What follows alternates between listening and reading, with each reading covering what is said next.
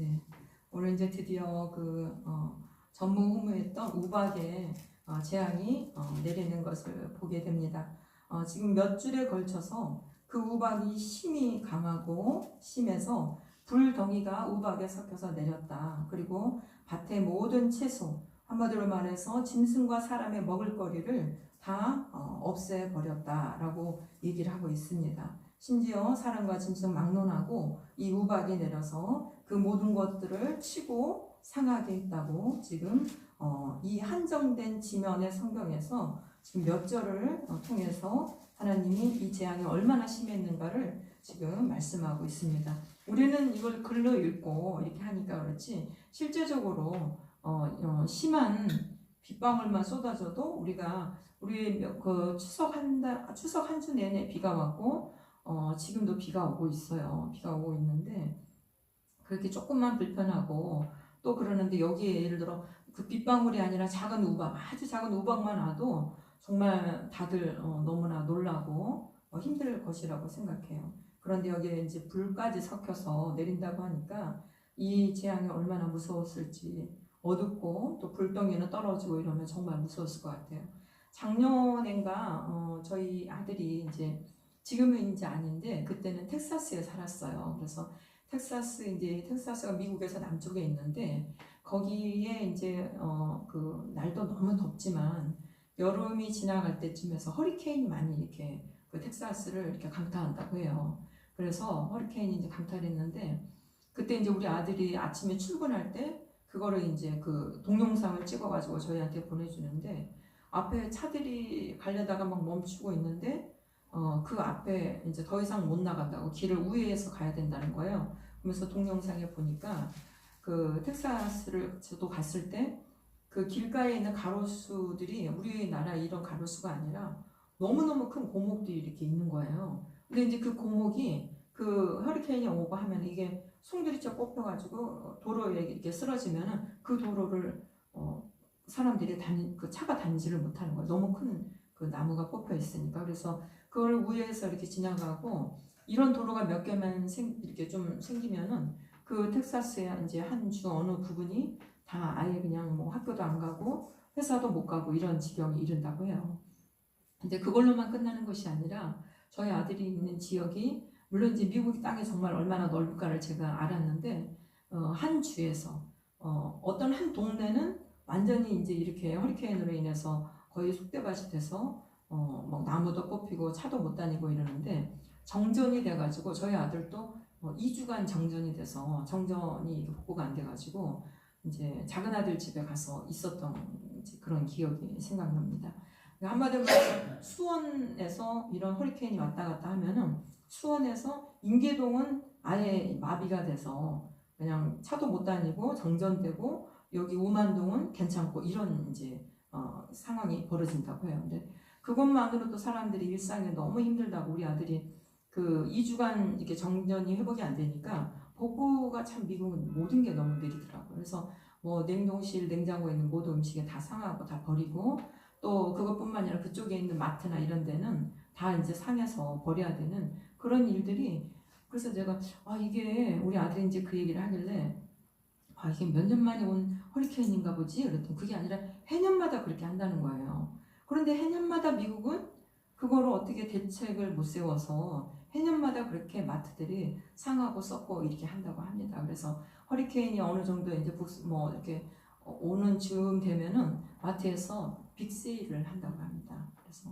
그런 걸 보면서 참 우리나라가 대단하다. 우리나라는 그런 일이 생기면은 바로바로 정전이 2주 될 일이 있겠어요? 물론 나라가 좁아서 뭐 그럴 수도 있겠지만 어쨌든 그런 일이 있었다고 합니다. 근데 오늘 이렇게 애굽에서 이런 이제 우박이 쏟아지고 불이 내리고 이런 정말 아비규환 같은 이런 일이 있었다고 하니까 오늘 이걸 통해서 하나님이 어떤 우리에게 말씀을 하시는가 다 같이 은혜의 시간이 되기를 소망합니다.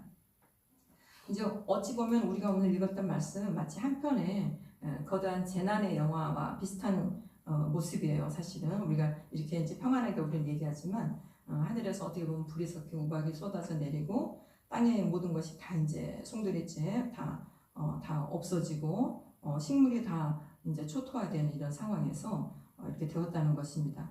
어떻게 보면 그토록 이제 교만했던 애굽 한 나라가 하나님의 권능 앞에서는 정말 자연적인 어떤 하나님의 권능 앞에서는 속수무책으로 지금 다 신음을 앓고 있다는 것을 우리가 성경을 통해서 오늘 봤습니다. 그런데 이제 바로 이때 우리가 그토록 어떻게 보면 이제 이 성경을 쭉 읽어왔다면 우리가 기다리고 기다렸던 그런 어떤 이제 극적인 장면이 오늘 연출되고 있습니다. 완악함의 대명사였던 바로 왕이 드디어 이제 하나님의 백성 앞에서 하나님의 사람 앞에서 백기를 드는 모습이 오늘 나타나고 있다는 것이에요. 몇 번이나 이렇게 하나님 앞에서 마치 이렇게 순종할 것처럼 했다가 또 번복하고 했던 그 바로가 오늘은 이제 백기를 들며 모세와 아론을 급히 불러서 이렇게 외쳤습니다. 우리 다 함께 27절 한번 다시 읽겠습니다. 시작. 바로가 사람을 보내어 모세와 아론을 불러 그들에게 이르되 이번은 내가 범죄하였노라. 여호와는 의로우시고 나와 나의 백성은 악하도다. 네, 할렐루야. 드디어 그의 입에서 제 고백이 터져 나오고 있습니다. 하나님을 인정하고 자신을 낮추고 있는 모습을 오늘 성경에서는 보여주고 있습니다. 이보다 어떻게 보면 더 완벽한 항복 선언이 없었겠죠. 이제 이 모든 재앙이 끝나고 하나님의 백성은 자유를 얻게 될 것 같은 그런 바로의 고백이었습니다. 모든 문제가 해결되는 이야기에 오늘 이 애굽의 재앙 중에서 하나의 클라이막스처럼 보이는 이런 장면이 오늘 27절에서 묘사되었다는 것입니다. 하지만 성도 여러분, 오늘 말씀은 바로 이 지점에서 우리에게 충격적인 진실을 다른 한 모습을 보여주고 있다는 것을 우리는 알아야 됩니다. 이 이야기의 진짜 위기는 하늘에서 쏟아지는 우박폭풍이 아니라는 것입니다. 오히려 바로의 이 완벽해 보이는 신앙 고백이야말로 가장 위험하고 무서운 순간이라는 것입니다. 오늘 밤 이 말씀 속에서 폭풍보다 더 무서운 것이 무엇인지, 이 불과 같이 내리는 우박보다 더 무서운 사실이 어떤 것인지 오늘 이 시간 우리가 발견하기를 원합니다. 그리고 그 폭풍 속에서 안전했던 고센에서 살고 있는 이스라엘 백성과 우리 또한 그런 여러 세상의 그 풍파 속에서도 영적으로 안전하다고 하는 교회에 살고 있는 우리에게 주어진 사명이 무엇인지 발견하며 한 달 앞으로 다가온 아들람 전도 축제를 향한 하나님의 마음을 품는 이 시간이 되기를 소망합니다. 자, 그렇다면 이 바로의 회개가 왜 위험한 것일까요? 그것은 바로 그의 고백이 진정한 심령의 변화가 아니라 고통을 끝내기 위한 하나의 단순한 하나님과의 거래였다는 사실이기 때문이라는 것입니다. 그의 마음을 잠깐 우리 들여다보고 싶습니다. 그는 지금 하나님의 주권을 인정하고 그분께 삶을 드리기 위해 물을 꿇는 것이 아니라는 것입니다. 그는 단지 귀를 찢는 천둥과 머리 위로 쏟아지는 불과 함께 섞여 내리는 우박을 멈추기 위해서 재빨리 회개라는 카드를 꺼내든 것뿐이라는 사실이라는 것입니다. 하나님, 제가 졌다고 인정해 드릴게요. 인정해 드리겠습니다. 그러니 이 재앙을 좀 더 빨리 끝내주시면 감사하겠습니다. 빨리 좀 치워주세요. 그렇다면 제가 하나님께 이런 것도 드릴게요. 라고 하는 것이 바로의 진정한 속마음이었다는 것이에요. 결국 어떻게 되었습니까? 우리 34절을 다시 한번 읽겠습니다. 34절 시작. 바로가 그와 울박과 우레 소리가 그친 것을 보고 다시 범죄하여 마음을 완악하게 하니 그와 그의 시내가 꼭 같더라. 맞습니다. 바로가 실제 자기의 본 모습을 보여주는 것이에요. 그가 하나님께 이런 얘기를 하나님의 사람 모세와 아론 앞에서 이런 얘기를 하니까 모세가 그 바로의 속마음을 알지만 모세의 그 권능으로 인해서 다시 비와 우박과 우레소리가 그치자마자 폭풍이 멈추자마자 그 순간 그의 마음은 이전보다 어쩌면 더 완악해지고 굳어졌을 것입니다. 여러 번의 반복된 그 상황을 통해서 어쩌면 단순하게 더 사악해졌을 것이라고 생각을 해요. 성도 여러분, 바로 이것이 폭풍보다 무서운 인간의 사악한 마음이라는 것입니다. 고난 그 자체가 우리를 무너뜨리는 것이 아닙니다. 어제 제가 잠깐 어제였는지 그저께였는지 약간 헷갈리는데 지금 요즘 캄보디아에서 우리나라 자국민들에 대한 살해 사건이 많이 일어나고 있잖아요. 살해 사건이 많이 일어나서 어제였던 것 같아요. 어떤 이제 시사 다큐멘터리를 봤는데 거기에서 캄보디아로 가는 정말 청년들, 우리나라 청년들이 어떤 마음의 상태로 가는가부터 시작해서 캄보디아에 실제로 그런 어떤 그 사람들이 오는 유인책이라든가 그 사람들을 어떻게 데리고 다니는 행동 대원들의 그런 이제 그런 것들을 다큐멘터리로 만들어낸 걸 제가 봤어요. 그런데 이제 그 기자 중에 한 사람이 그런 이제 연락책에 텔레그램을 통해서 그들에게 이제 접근을 해서 만남을 가졌는데 캄보디아 어느 지역에서 이제 만나자고 서로 하면서 막 하는데 그 사람들도 굉장히 조심하게 이렇게 하더라고요. 여러 번 이렇게 장소를 바꿔가면서 왜냐하면 자기들도 잡힐지 모르니까. 근데 이제 그 중에 한 말이 그 행동대원 중에 한 사람이 내가 당신이 제가 볼 때는 꼭 경찰 같기도 하고 이러는데 잘못하면 제가 납치될 것 같은 좀 그런 두려움이 있으니까 좀 이렇게 이쪽으로 제 차에 와주시면 안 돼요? 막 이렇게 하니까 이쪽에서도 저도 무서워요. 저도 무서우니까 차에서 만나지 말고 저 광장 저기서 만납시다. 이래가지고 이제 드디어 만났어요. 정말 그 중에 한 사람을. 근데 이제 만났는데 그 사람이 서 있는데 이 기자하고 뒤에 이제 카메라맨이 이렇게 같이 가니까 이 청년이 그 얼굴은 이렇게 뭐 자세히는 안 나왔는데 30대가 안 된 청년이었어요. 반바지 입고 슬리퍼 신고 나와가지고 뭐 이렇게 이제 뭐 그냥 누가 봐도 그냥 여기에 있는 한 20대 청년 정도? 뭐 험악한 어떤 그런 모습도 아니에요. 그냥 평범한 청년 정도인데 이제 가까이 가니까 뒤에 오는 건 뭐예요? 그러니까 사실 우리가 그것이 알고 싶다 했어요. 그것이 알고 싶다 거기서 나왔다고 하니까 오히려 그거 뭐 이렇게 두려워하거나 이런 게 아니라 그래요? 그래서 그냥 너무나 선뜻 그 인터뷰에 응해주고 이렇게 얘기를 하면서 이제 여러 가지 얘기를 하니까 나는 사실 잘 몰라요. 저는 그냥 시키는 것만 하고 있어. 어쩌고저쩌고 막 이렇게 얘기를 하는데 그러면서도 그 사람의 마음속에는 죄책감도 전혀 없고 이 기자가 그렇지만 이건 안 되는 거잖아요. 이렇게 사람들을 이렇게 납치해가지고 감금하고 그 나쁜 일을 시키는 거는 이거는 범죄잖아요. 그랬더니 그 사람이 뭐라고 하냐면 아니 이거 범죄인 줄 알고 다 오는 사람들이에요. 그런데 지금 뭐가 문제예요? 저는 또 하라면 또 할 수 있어요. 이거 뭐가 문제예요? 왜냐하면 그들이 스스로 범죄인 줄 알고 온다는 거예요. 그렇기 때문에 우리가 누구를 속이는 게 아니고 이거 분명히 이거 범죄다. 이거 분명히 이거 우리가 뭐 이런 보이스피싱 하는 그런 거다. 이렇게 하는데도 그 사람들이 왔어요. 돈 벌려고. 이렇게 얘기를 하는 거예요. 그러면서 이제 결국 인터뷰가 끝나고 헤어질 때 되니까 이 사람이 가면서 이 기자한테 이렇게 막 가다가 이렇게 뒤돌아보더니 부위를 이렇게 하고 이렇게 가는 거예요. 그걸 볼 때 그 속에 아무런 죄책감이 없는 거예요. 그 청년이 처음 이 일을 했다면 나름 자기가 이렇게 유인해서 오거나 데려갔던 그 사람들이 고통받고 이런 것들을 볼 때 죄책이나 뭐가 있었겠죠. 그렇지만 그걸 여러 번 겪고 또는 뭐 그 사람 말처럼 범죄라고 했는데도 왔던 너희들이 문제야 라는 그런 사악한 마음이 아주 그냥 아무렇지 않은 그런 것들을 우리 인간의 바로 그런 모습들이 우리를 무너뜨린다는 것입니다. 우리를 그야말로 진짜 파멸로 이끄는 그것은 고난이 끝났을 때 우리 또한 다시 옛 모습으로 돌아가는 그 완악함이라는 것이에요. 기도의 응답을 받은 바로 그 순간이 어쩌면 우리 신앙의 가장 큰 위기가 될 수도 있다는 것입니다. 이것이 바로 바로의 모습이고 또 이것이 바로 우리 자신의 모습이라는 것이에요. 문제 앞에서만 주님을 찾고 문제가 해결되면 언제 그랬냐는 듯 주님을 잊어버리는 거래적 신앙이 우리 안에도 있다는 것입니다. 어쩌면 거듭나지 못했던 우리의 옛날의 모습, 그 옛날의 자아의 비극적인 모습이 우리 안에도 여전히 있다는 것이에요.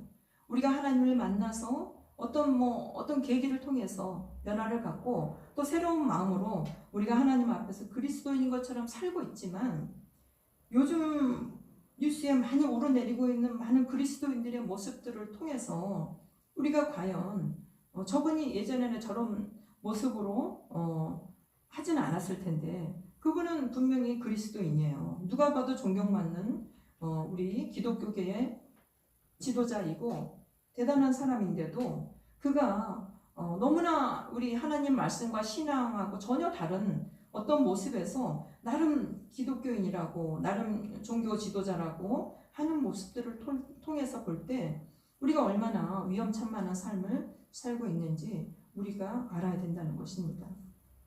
이 바로 또한 하나님의 기적을 보고도 마음이 여전히 굳어있는 상태입니다. 이것이 바로 심판 아래에 있는 애굽의 모습이고 또한 바로의 마음가짐이었어요.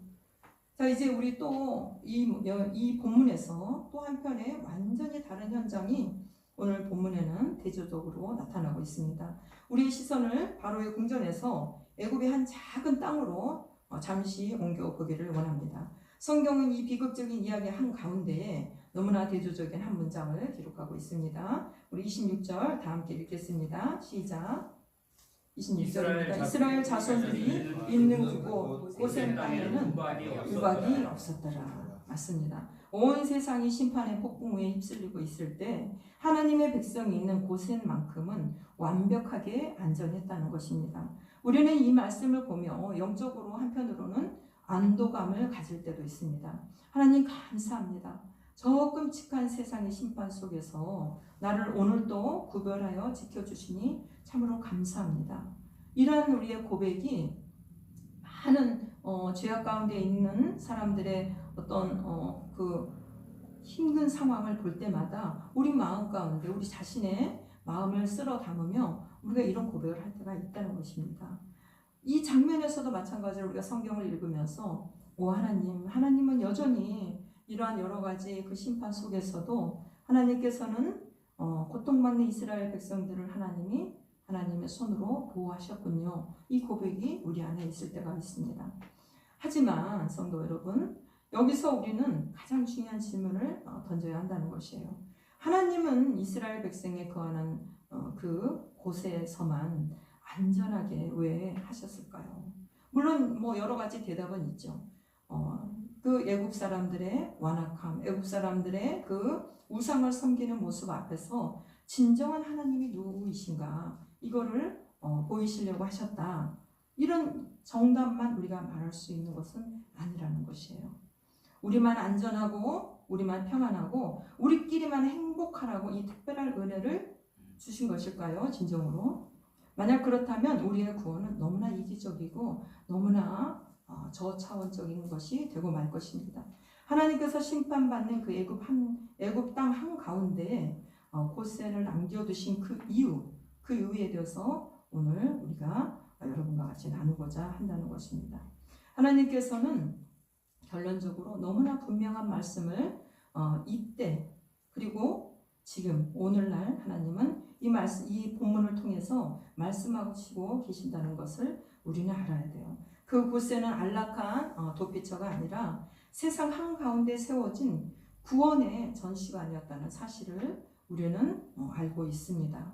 그것은 고통받는 애굽 사람들에게 똑똑히 어떤 사실을 보여주시려는 하나님의 놀라운 계획이라는 것도 우리는 알고 있습니다. 하나님께서는 이렇게 말씀하시겠죠. 자, 보아라. 너희가 의지하는 것들은 너희를 구원하지 못한다. 애굽인들에게 얘기를 하겠죠. 애굽이 그때 당시에 최고의 문명 국가였고 최고의 권위가 있는 나라였기 때문에 그 나라 한가운데서 이런 일이 일어났다는 것입니다. 그러나 나를 믿는 내 백성은 이 재앙 속에서도 온전히 평안하도다. 천하 세상에서 누가 참 신이란 말이겠느냐? 어디에 생명이 있는 것이냐? 라는 것을 하나님은 말씀하고 계시다는 걸 우리는 알고 있어요. 지금 어떤 것이라고 할 수 있을까요? 이 세상 가운데 최고의 문명 국가라고 하긴 좀 그렇지만 이 세상에 여러 가지 한 모든 나라의 패권을 쥐락펴락 하는 나라가 몇 나라가 있죠. 뭐 미국을 비롯해서 중국도 나름 큰 어떤 그런 어떤 권력을 갖고 있겠죠.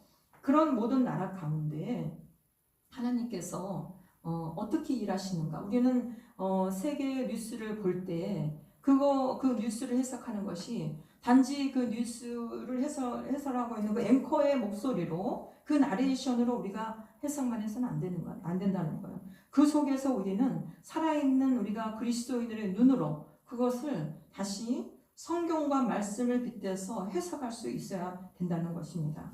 그렇다면 오늘날 이 시대의 고센 땅은 어디일까요? 어디겠습니까? 고센 땅은 바로 교회라는 것입니다. 저와 여러분이 살고 있고 저와 여러분이 와서 교제하고 있는 바로 교회가 이 시대의 고센 땅이라는 것이에요. 세상은 죄와 절망의 우박을 맞고 있습니다. 소망 없이 신음하고 있습니다. 하나님은 그 세상 한가운데 우리를 영적인 고센으로 남겨두셨다는 것입니다. 우리의 삶에만 흐르는 평안, 그리고 세상에 줄 수 없는 기쁨을 보고 세상이 질문하게 하기 위해서 우리가 이 땅 가운데, 이 어그러진 세상 가운데 교회라는 고센 땅을 주셨다는 것이에요. 많은 세상 사람들은 우리들을 보면서 그런 얘기를 하겠죠. 아니 6일 동안 힘들게 세상 가운데 고생하다가 그리고 아니 교회 가면은 나오는 게 있어? 오히려 돈이나 갖다 주고 지치게 가서 피곤한 육체를 끌고 가서 그 졸리고 설교 시간에 그 지루한 설교 들으려면 얼마나 피곤해. 도대체 왜 거기를 가는 거야? 라고 세상 사람들이 얘기를 하겠죠. 때로는 너무나 세상 가운데 살면서 그 좋은 일 하다가 좋은 일 하려고 그 회사에서 교인이라고 자기가 밝히고 난 다음에 승진에서도 떨어지고 술자리에서도 술 한 잔 잘못해가지고 미움 사기 딱 맞고, 그쵸? 그리고 무슨 그 당직 쓰라면 명절이나 어떤 좋은 연휴 때 당직을 좀 왕따시키면서 하라고 하면 교인이라고 얘기를 했기 때문에 그거 피하지도 못하고 하고, 그런데도 그렇게 교회 가서 봉사하고 이럴 때 세상 사람들은 이해할 수 없는 거예요. 도대체 당신들은 무엇이 다르기에 이 세상의 이 영화 속에서 그렇게 따로 외돌토리처럼 그렇게 있는가라고 세상 사람들은 얘기한다는 것입니다. 오늘 본문에서는 한 가지 사실을 선포하고 있습니다. 우리는 본래 바로처럼 완악하여 심판의 우박을 맞아 마땅한 자들이었습니다. 그러나 예수 그리스도께서 십자가에서 우리 대신 모든 진노의 우박을 온 몸으로 맞으셨기에 우리는 값없이 영원한 고센으로 들어온 자들이라는 것입니다. 이것이 저와 여러분이 받은 영원한 구원입니다. 그렇다면 이제 우리는 어떻게 살아야 할까요? 구원받았다고 안도하며 고센의 문을 걸어 잠그고 우리끼리만 저기 불우박을 맞고 있는 사람들을 내버려 두고 우리끼리만 평화를 누려야 하겠습니까? 그것은 바로처럼 하나님의 은혜를 자신의 안위를 위한 거래로만 여기는 이기적인 신앙이 될 것입니다. 그러므로 우리가 받은 구원이 진짜라면 우리는 바로와 정반대의 마음을 품어야 한다는 것이에요. 고센의 문을 활짝 열고 밖으로 뛰어나가야죠. 아직도 저 불우박과 폭풍 속에서 신음하는 내 가족, 내 친구, 내 이웃에게 달려가 외쳐야 한다는 것이에요. 여기로 들어오세요. 여기에 비를 피할 안전한 곳이 있습니다. 여기에 당신의 모든 상처와 눈물을 닦아줄 안전한 피난처 구원자가 여기 계십니다. 여기로 오세요. 주양기 사랑교회로 오세요. 이런 얘기를 하셔야 된다는 거예요. 사랑하는 성도 여러분, 우리가 한 달 뒤 우리가 열게 될 아둘람 전도 축제는 바로 이 고센의 문을 활짝 여는 그런 날입니다. 아둘람을 환난당하고 빚지고 원통한 자들이 모여서 새로운 소망을 찾았던 곳이에요. 우리 교회가 바로 이 시대의 아둘람이고 영적인 고센이 되어야 한다는 것입니다. 오늘 밤 우리의 마음을 점검하기를 원합니다.